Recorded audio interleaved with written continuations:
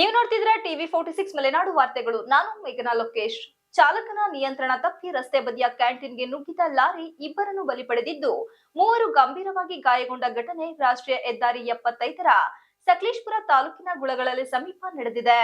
ಗಾರೆ ಕೆಲಸಕ್ಕಾಗಿ ಬಂದಿದ್ದ ಚಿತ್ರದುರ್ಗ ಮೂಲದ ವೀರೇಶ್ ಮೃತ ವ್ಯಕ್ತಿಯಾಗಿದ್ದಾರೆ. ಮೃತಪಟ್ಟಿರುವ ಮತ್ತೊಬ್ಬ ವ್ಯಕ್ತಿ ಲಾರಿಯ ಸಿಬ್ಬಂದಿಯಾಗಿದ್ದು ಗುರುತು ಪತ್ತೆಯಾಗಿಲ್ಲ.